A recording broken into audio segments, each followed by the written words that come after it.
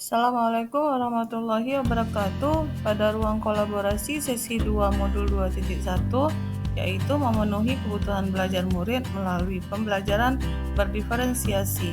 Kami dari kelompok 1 CGP Angkatan 9. Pada tugas ruang Kami dibimbing oleh kolaborasi seorang modul 1.4 fasilitator kali yaitu ini, Ibu Hania kami Yatun dibimbing oleh SE Ibu dan 2 ibu fasilitator, pengajar Ibu praktik Hania yaitu Yatun Ibu Julita SE, SPD dan dan Ibu 2 Idawati orang SPD. ibu pengajar praktik yaitu Ibu Julita SPD Kami dan Ibu dibimbing Idawati oleh SPD. seorang fasilitator yaitu kami anggota tim kelompok 1, saya sendiri Cuk Reni Awana dan teman saya adalah Ibu Fitria Ulfa. Kolaborasi sering didengungkan sebagai 21st century skills, tapi sebenarnya kolaborasi ini adalah nilai luhur bangsa Indonesia yaitu gotong royong. Iwan Sahri. Tujuan pembelajaran khusus yaitu CGP akan dapat melakukan refleksi kolaboratif untuk menganalisis implementasi pembelajaran berdiferensiasi. Pembelajaran diferensiasi adalah pembelajaran merupakan suatu proses pembelajaran di mana guru berusaha memenuhi kebutuhan setiap peserta didik dalam materi pelajaran yang sesuai dengan kemampuan apa yang disukai dan kebutuhannya masing-masing, sehingga mereka tidak frustasi dan merasa gagal dalam pengalaman belajarnya. Tomlinson 2017. Kebutuhan belajar murid. Kebutuhan belajar peserta didik meliputi 3 aspek, yaitu kesiapan belajar, minat murid, dan profil belajar murid. Kesiapan belajar adalah kapasitas murid untuk mempelajari materi baru, sedangkan profil belajar murid merupakan pendekatan pembelajaran yang disukai murid seperti gaya berpikir, kecerdasan, budaya, latar belakang, dan kelamin. Proses belajar bisa berupa bahasa, budaya, keadaan keluarga, dan gaya belajar. Pembelajaran berdiferensiasi. Dalam penerapan diferensiasi pembelajaran ada 3 strategi, yaitu diferensiasi konten, diferensiasi proses, dan diferensiasi produk.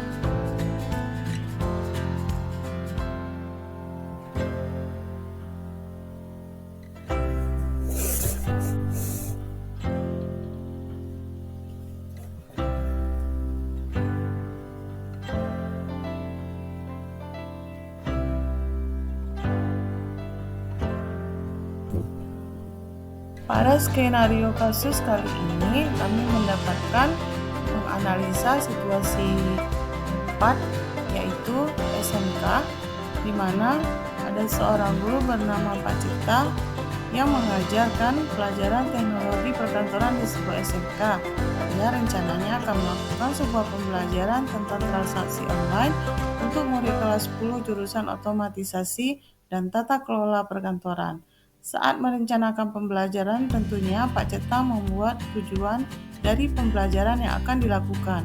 Tujuan pembelajarannya adalah murid-murid dapat memahami ruang lingkup transaksi online dengan cermat dan kritis. Adapun ruang lingkup transaksi online ini akan terdiri dari materi mengenai pengertian transaksi online, manfaat transaksi online, dan jenis-jenis transaksi online.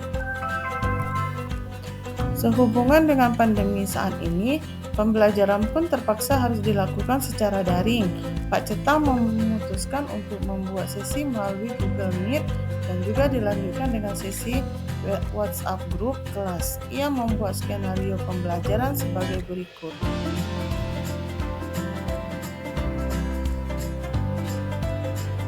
Pak Ceta akan membuat sesi daring melalui Google Meet dengan murid-muridnya di satu kelas. Setelah melakukan pembukaan dengan berdoa dan bertanya tentang perasaan murid, Pak Ceta lalu menjelaskan tujuan pembelajaran apa yang ingin dicapai pada sesi pembelajaran tersebut. Pada proses pembelajaran kali ini, Pak Ceta menggunakan Discovery Learning, di mana nantinya murid-murid akan menggali informasi sebanyak-banyaknya secara mandiri. Lalu dilanjutkan dengan sesi penguatan dan menarik benang merah dari informasi yang diperoleh secara bersama-sama.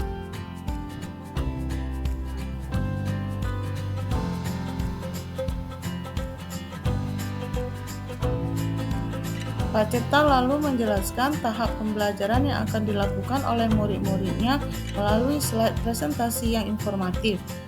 Terdapat bagan timeline, pengerjaan tugas, penjelasan dan gambarannya. Ia menjelaskan bahwa topik yang harus digali oleh murid secara mandiri di rumah adalah tentang ruang lingkup transaksi online yang terdiri dari materi mengenai pengertian transaksi online, manfaat transaksi online, dan jenis-jenis transaksi online. Setelah itu, murid-murid dibebaskan untuk membuat rangkuman dari informasi yang didapatkan dalam ragam bentuk poster, PPT, note, mind map, dan lain-lainnya. Agar lebih mudah dan dirasa dapat menggambarkan pemahaman mereka, setelah itu di sesi selanjutnya, murid-murid akan kembali ke ruang online Google Meet kelas dan berbagi mengenai informasi yang diperoleh. Lalu Pak Ceta akan memandu proses penarikan benang merah. Di akhir pertemuan daring, Pak Ceta memberikan waktu untuk muridnya mengajukan pertanyaan jika ada hal-hal yang kurang dimengerti. Setelah itu, ia juga mempersilakan muridnya untuk menghubungi via WhatsApp kelas jikalau ada kebingungan saat menggali informasi secara mandiri di rumah. Tak lupa ia memberikan semangat. Untuk memudahkan murid-murid, Pak Ceta pun membagikan slide presentasinya ke dalam WhatsApp kelas.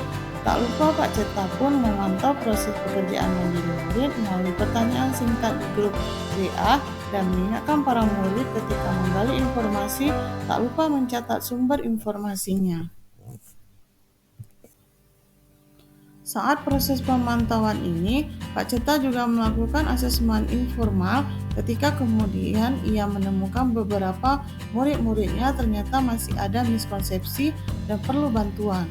Maka Pak Ceta kemudian menghubungi murid-muridnya tersebut untuk meminta mereka bertemu dengan Pak Ceta dalam sebuah kelompok kecil secara daring. Di dalam pertemuan kelompok kecil tambahan ini, Pak Ceta memberikan petunjuk ulang atau bantuan pertanyaan-pertanyaan untuk membantu murid mendapat pemahaman yang lebih baik lagi. Setelah selesai dengan tugas-tugas mandirinya, para murid pun kembali bertemu Pak Ceta di sesi pembelajaran daring selanjutnya. Pak Ceta dan murid-muridnya berdiskusi serta berbagi informasi melalui sharing langsung dan kemudian menarik kesimpulan bersama-sama. Setelah itu, Pak Ceta akan meminta murid untuk bekerja dalam kelompok. Di dalam kelompok-kelompok tersebut, Pak Ceta meminta muridnya untuk kembali berdiskusi dan saling menguatkan pemahaman serta membuat rangkuman pemahaman topik transaksi online secara berkelompok dalam beragam bentuk poster, PPT, note, mind map, dan lain-lainnya.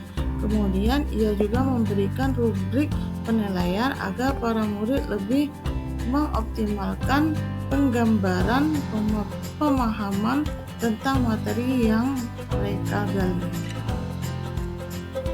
Dari skenario yang telah dipaparkan, apa kebutuhan belajar murid yang berusaha dipenuhi oleh guru tersebut?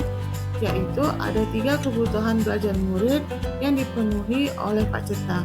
Yang pertama kesiapan belajar, yang kedua minat belajar murid, dan yang ketiga profil belajar. Selanjutnya, bagaimana cara guru tersebut menentukan kebutuhan belajar muridnya? Yaitu dengan melakukan kesiapan belajar, di mana Pak Ceta melakukan pembukaan dengan berdoa dan bertanya tentang perasaan murid. Selanjutnya, Pak Ceta memantau proses pekerjaan mandiri murid melalui pertanyaan singkat di grup WA dan mengingatkan para murid ketika menggali informasi, tak lupa mencatat sumber informasinya.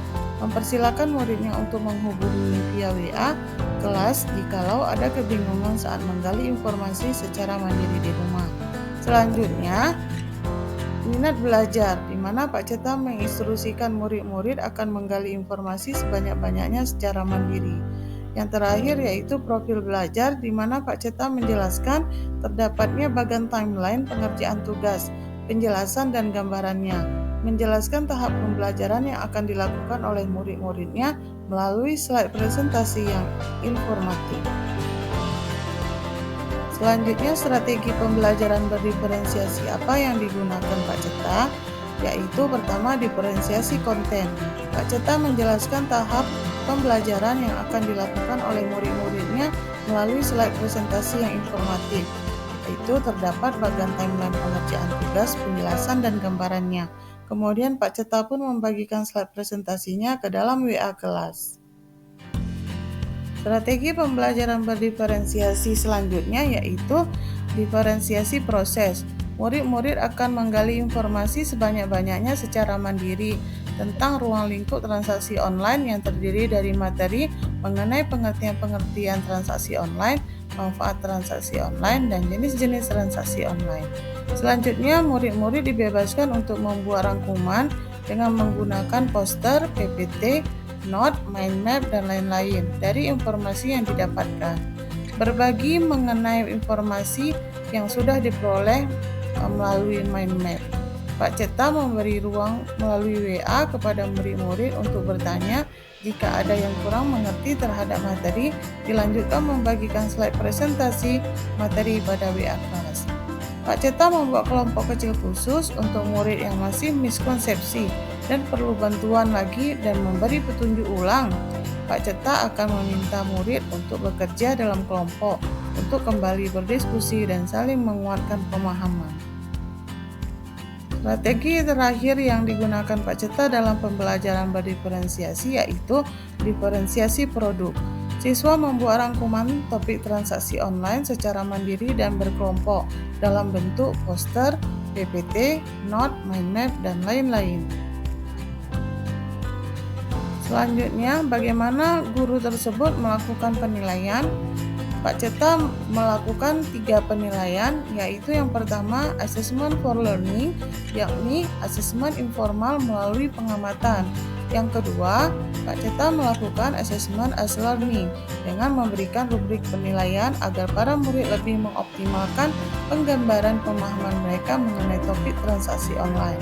Yang terakhir, Pak Ceta menggunakan assessment of learning dengan menilai hasil produk dari tugas yang dikumpulkan oleh murid, yaitu berupa rangkuman dalam beragam bentuk baik individu maupun kelompok, yaitu dengan membuat poster, PowerPoint, note, mind map, dan lain-lain yang disajikan sesuai dengan rubrik penilaian yang diberikan.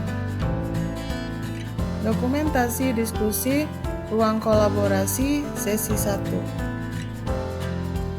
Demikianlah pemaparan tugas ruang kolaborasi sesi kedua tentang pembelajaran berdiferensiasi. Saya dari kelompok 1 mengucapkan terima kasih, salam dan bahagia, Bapak Guru hebat. Assalamualaikum warahmatullahi wabarakatuh.